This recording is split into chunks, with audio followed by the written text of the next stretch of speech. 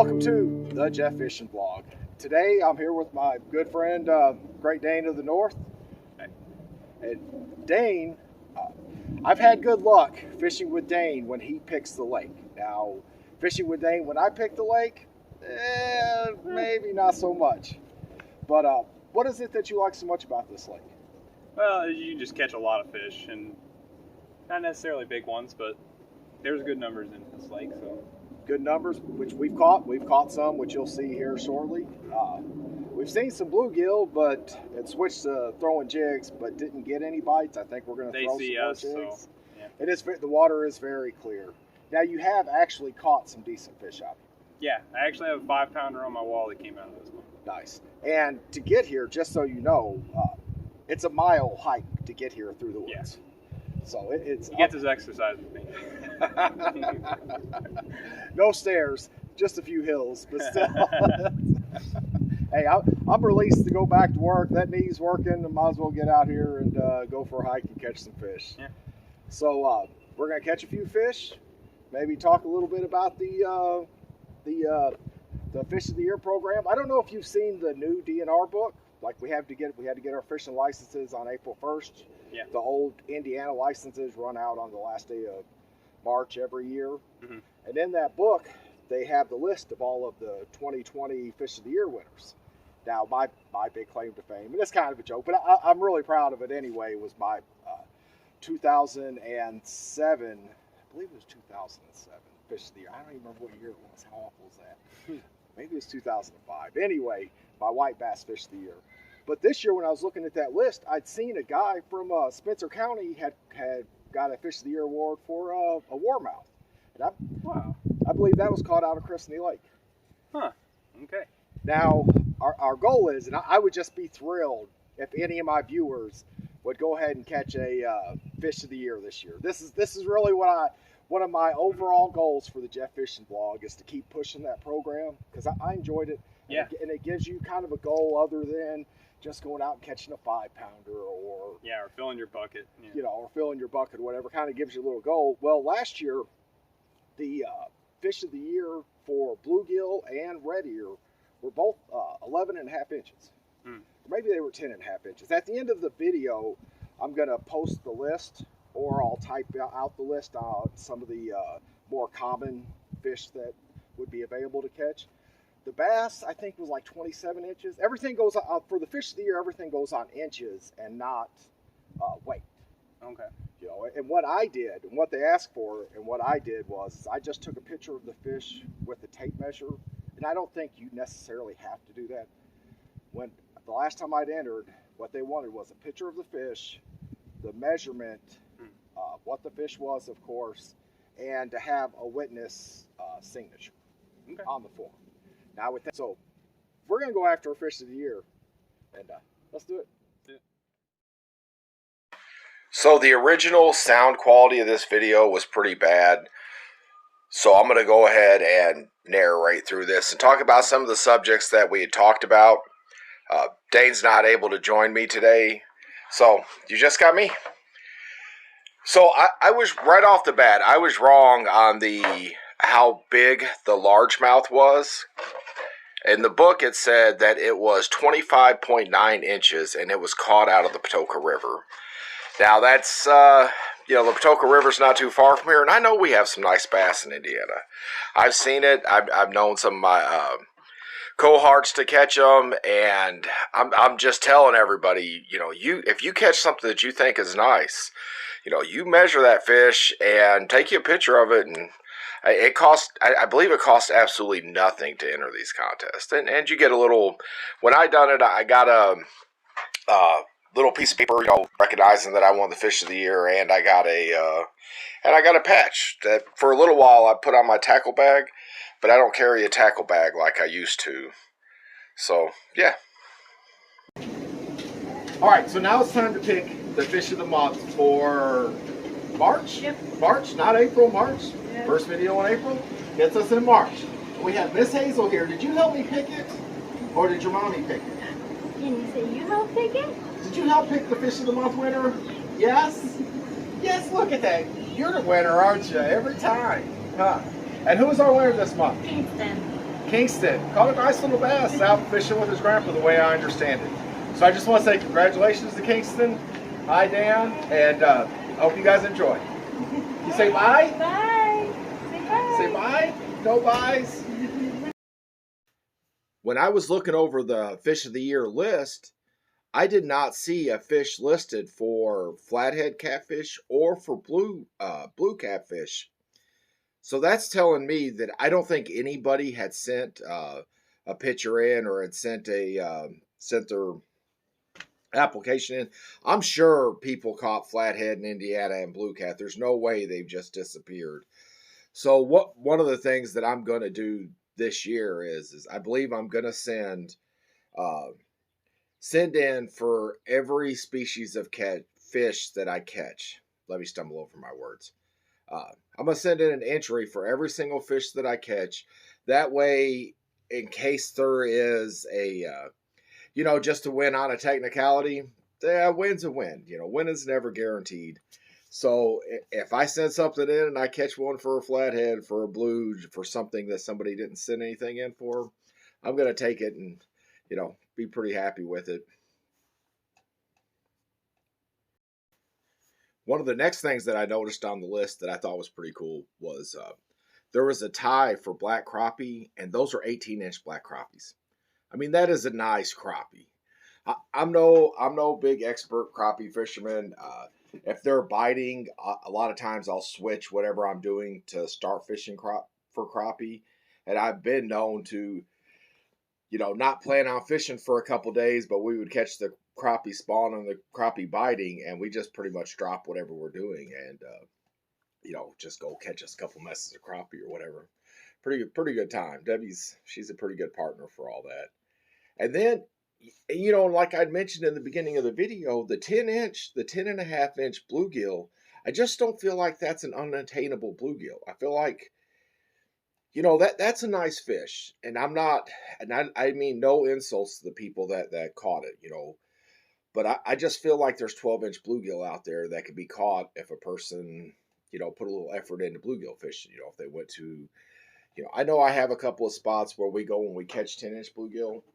So I'm thinking we're going to give that a try at some point this year, whether it's me and Debbie or whoever. I plan on getting out on the water with Miss Riley some too. I would love to get her onto a big 12-inch bluegill and get her a fish of the year before she's 10 years old. I think that would be pretty awesome. And really, I know I'm talking a lot about the fish of the year, and that's what this episode is really going to be about.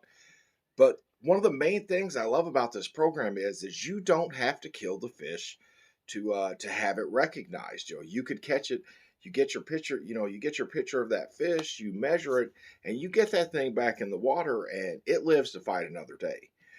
Unlike the state record fish program, you have to have that weighed on a certified scale, and there's a good chance that even if you manage to get that fish out, you manage to get it weighed on a certified scale, and you get it back to the water, there's a good chance that the stress of being out of the water for that long is going to cause that fish to die. Unless you're completely set up for that sort of thing with, big tank and aerator and all that. But, honestly, most of us are not.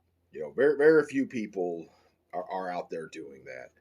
So, another fish, and it's easy to say, okay, this is what they caught this year, so if we beat that next year, we should win next year, and it could be totally different next year. Some of the fish that were smaller on the scale this past year could be larger. All that stuff changes or whatever. But I don't. Another fish that I would point out on the list that I feel like is attainable is that a spotted bass at 14.8 inches. Now, I don't know that I've caught any 15-inch spotted bass, or a Kentucky bass. I believe they're the same species. And that's the other thing. If you catch something and you're not sure what it is, pull up that website. They do, or just Google it if you can. They do a really good job of explaining how to tell one fish from another, like the difference between a rock bass and a war bass, or the difference between the fish that I caught, the white bass, which originally I had thought was a wiper, which was a white bass striper hybrid. Uh, and it obviously turned out that it wasn't. But when I first caught it, I'm like, oh, that's a wiper. I've caught those before. They get to be 10 and 12 pounds. I didn't realize it was a white bass. They get that, 4 pounds, 3.5 to 4 pounds is on the bigger end of the spectrum there. So really, anytime you catch something that looks like it's got a pretty good size and you're not real sure of it, just Google the fish that it looks like or the one that you think that's closest to it.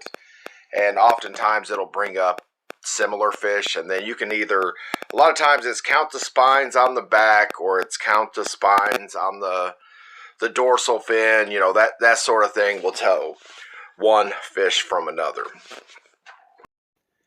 Now we're about to see, I believe, what will be Dane's first entry into the Fish of the Year program. And here, check this out. After the fact.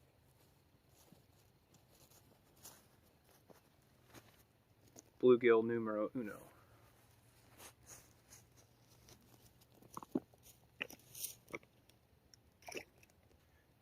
Not the biggest bluegill you'll ever see, but it went 9 inches. So I'm going to have him go ahead and enter that one in. I'm sure he'll catch something bigger this year. But at least the first one for the Jeff Fishing vlog will be entered. And hopefully we'll enter quite a few this year. Just like you need to enter in for the Jeff Fishing vlog, Fish of the Year and Fish of the Month contest as we go. And speaking of contests, last video I promised that I was going to give away a Googan Squad football head jig for anybody that commented on the YouTube page. And I went ahead and drawn for the winner, and I just want to thank everybody for commenting. And it was the most comments I've gotten on a video so far, and I just really enjoy that part of it. I love all the comments and the jokes and the different stuff. And so this week's winner is Alora, but I know her better as Chuckles Chick. So congratulations, Miss Chuckles Chick. You found me, and you found a football head jig. How about that? So for those of you that have stuck around watching this video, I don't know if you've noticed, but we caught a lot of dinks this day. And it was a good time, though, because we constantly caught fish. Didn't really see anything very big. Really, the bluegill was the nicest fish we caught. We caught a bunch of 8-inch bass. But they didn't have a problem. They were biting basically everything we threw. Like I threw a jig for a little bit, threw a fluke for a little bit, threw 2 baits. We threw small jigs for like the curly tail jigs. We were getting bites on everything, but just nothing with a whole lot of size. You'll have those days. Now, whenever I'm going over the list of the Fish of the Year winners, one of the things I tend to pay particularly close attention to is the different lakes where these fish are being caught. That's a pretty good indication of, if they're catching big fish out of there, that's an indication of a healthy body of water. And it's always nice to be able to go and try and repeat those results.